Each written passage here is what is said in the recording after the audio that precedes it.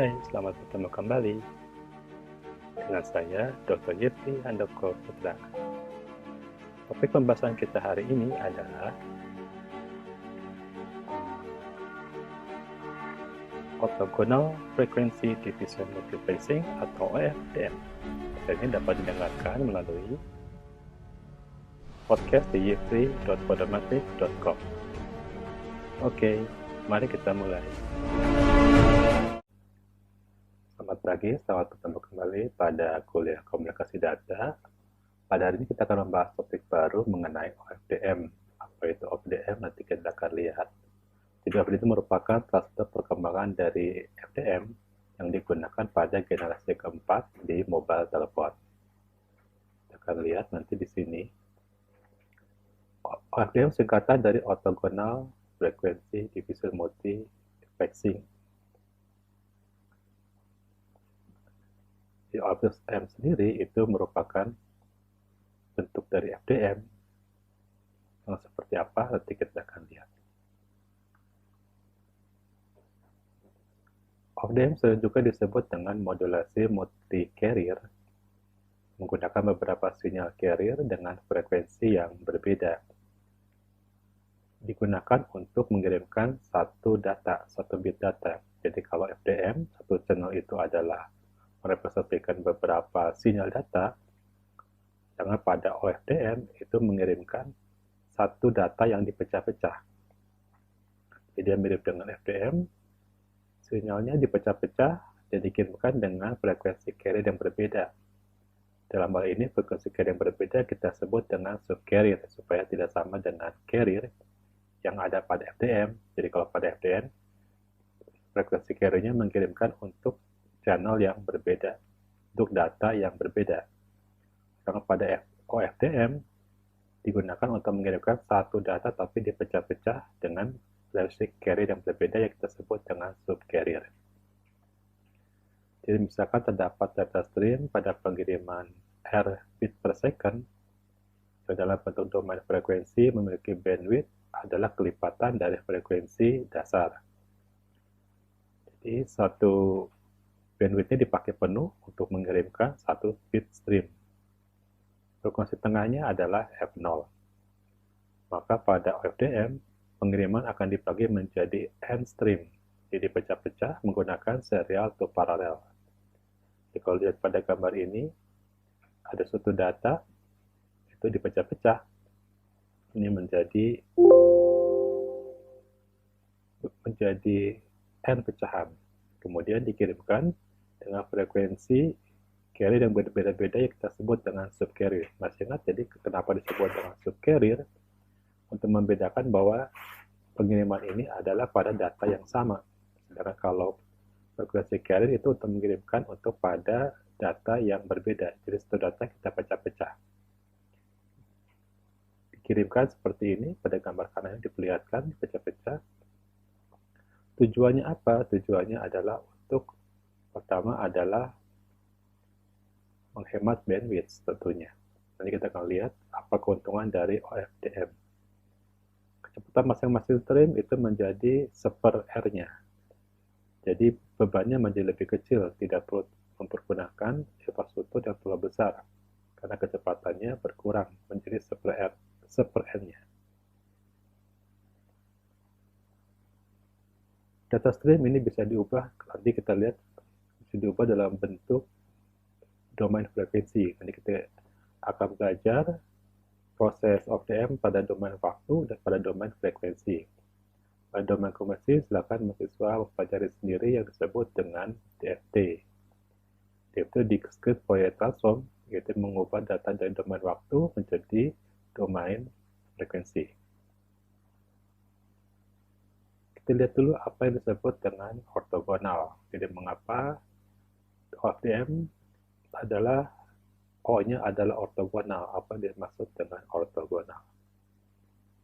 Jadi masing-masing frekuensi subcarrier adalah merupakan gelombang harmonik, kelipatan dari frekuensi dasar. Kemudian kalau lihat dari spektrumnya, pada saat puncak daya spektral terbesar, jadi kalau di salah satu ini kita pilih pada salah satu puncaknya, maka spektrum daya dari frekuensi harmonik yang lain pada titik tersebut adalah nol. Ini salah satu namanya mengapa digunakan ortogonal.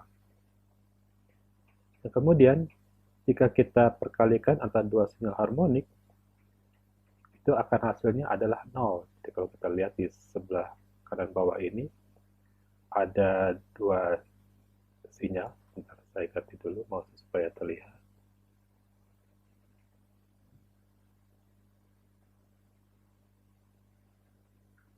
Oh, tidak ada ya.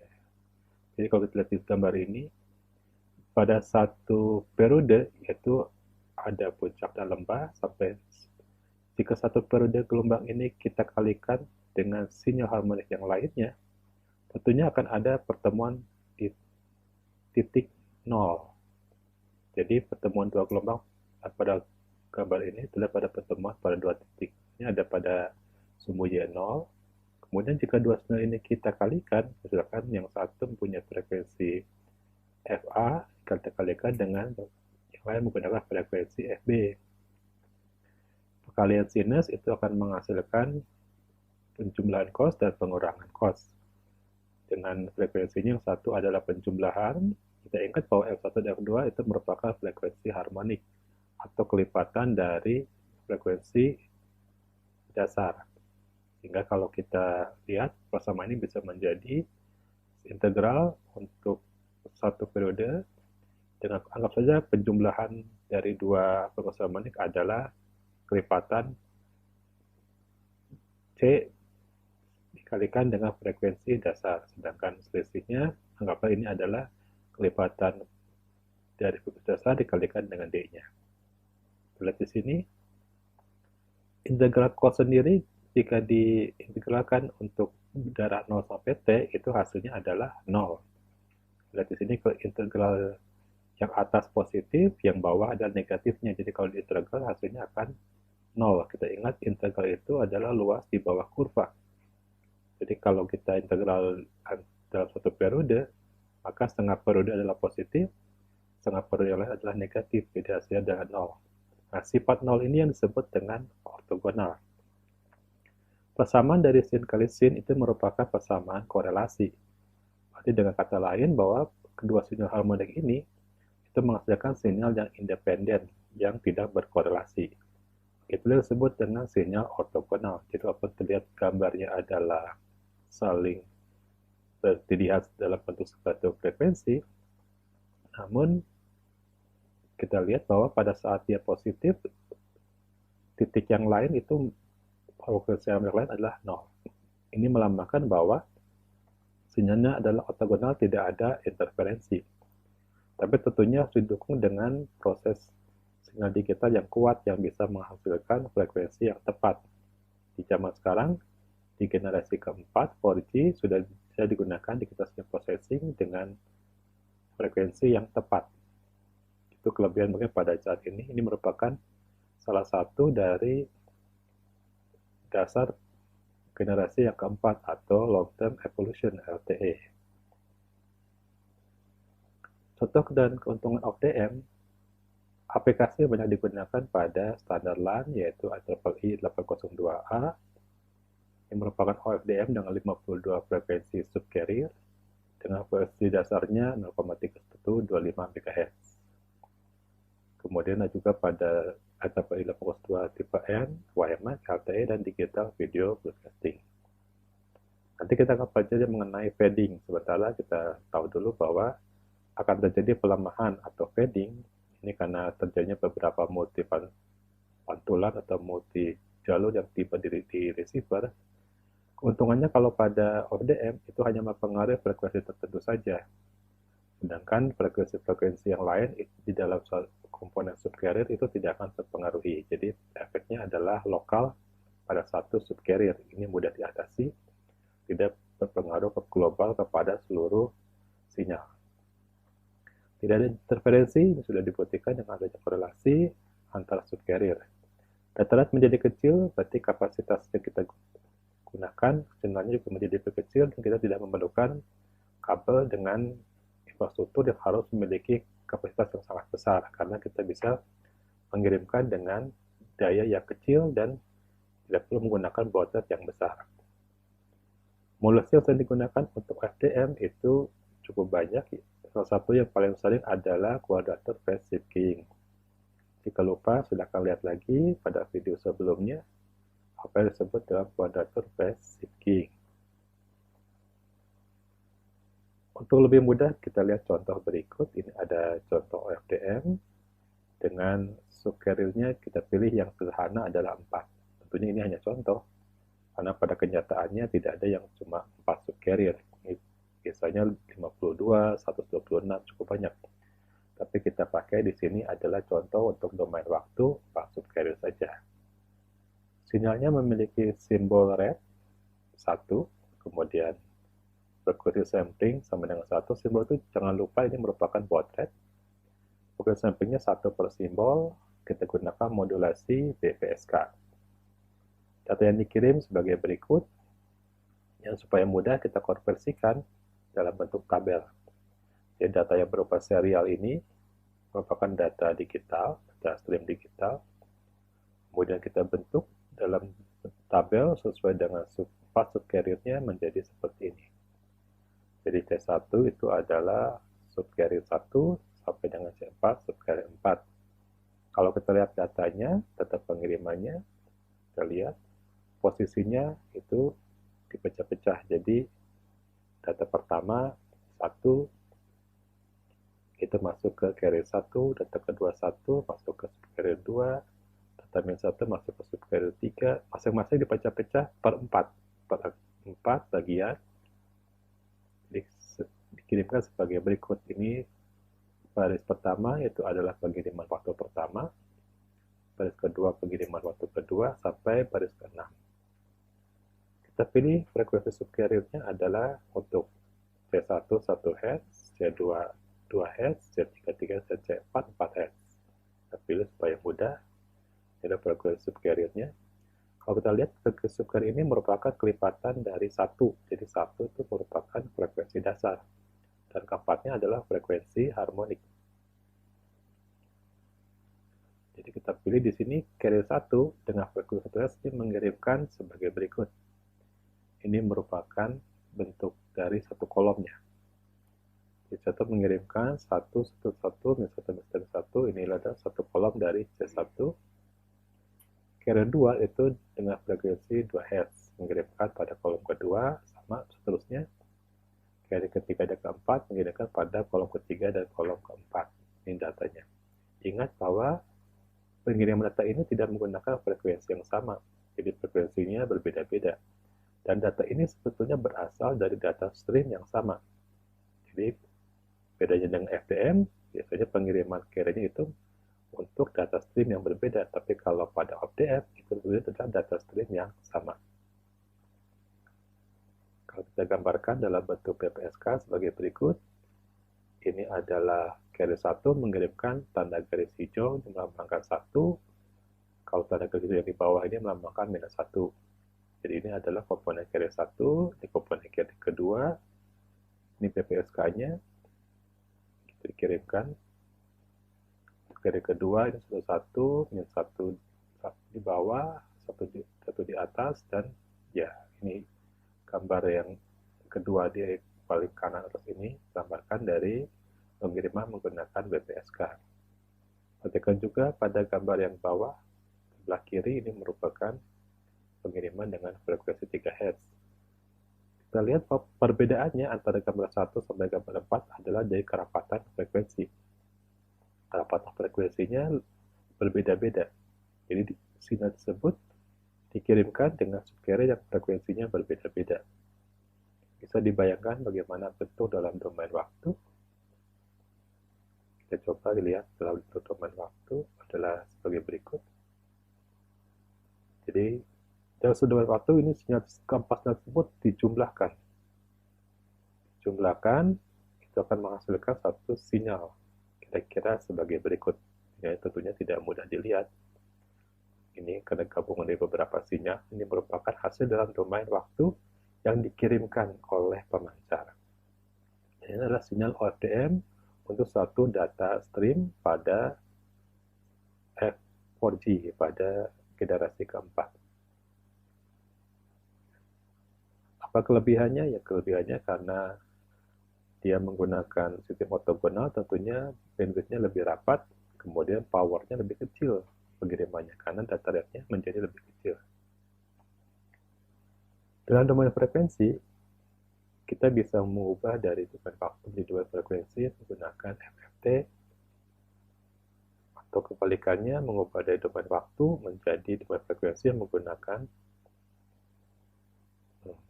menggunakan domain waktu menjadi domain frekuensi itu menggunakan inverse fast Fourier transform, atau mengubah dari bentuk waktu ke dalam domain frekuensi menggunakan fast Fourier transform.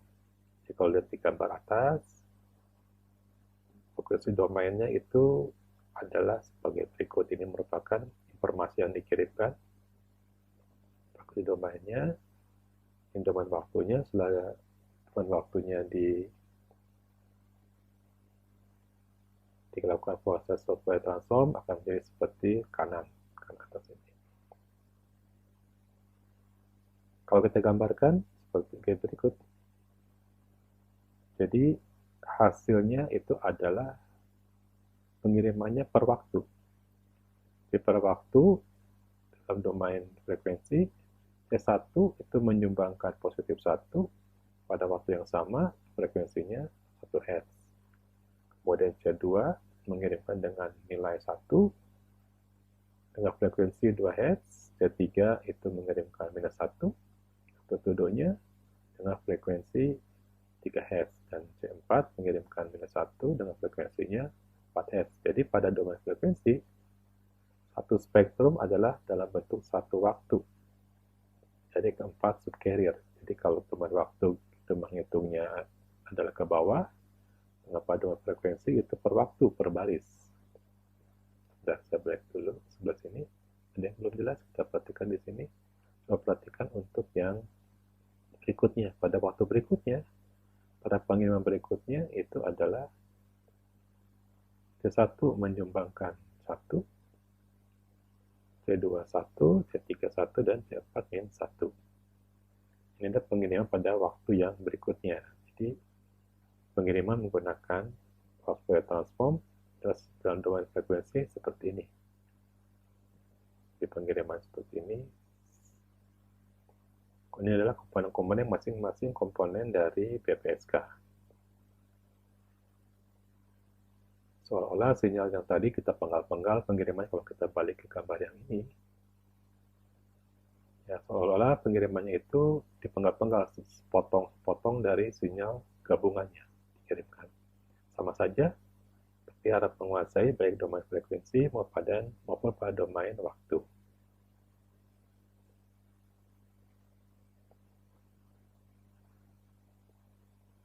Penggunaannya pada pemancar berupa base station pada 4G, metode FDM ini menggabungkan beberapa komponen subcarrier yang berdekatan ini menjadi subchannel. Jadi kembali bentuknya menjadi seperti FDM, FDMA, yaitu beberapa frekuensi subcarrier yang berdekatan ini digabungkan menjadi subchannel.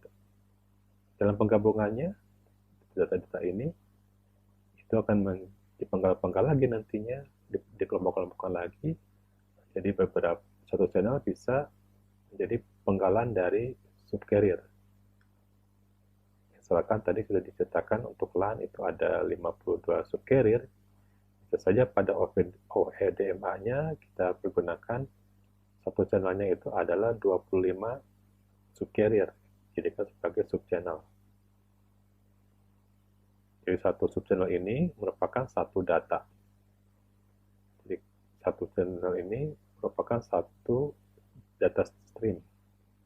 Jadi pengiriman FDMA merupakan pengiriman pada pemancar base station untuk masing-masing subscriber. Jadi satu subchannel itu satu subscriber, atau satu subchannel itu data stream yang dikirimkan oleh satu subscriber atau satu pelanggan. Yang dipergunakan lebih kecil dari FDMA karena memang bandwidth-nya ini dipadatkan. Oke, terima kasih. Jangan lupa menuliskan komentar dan pertanyaan pada kolom komentar.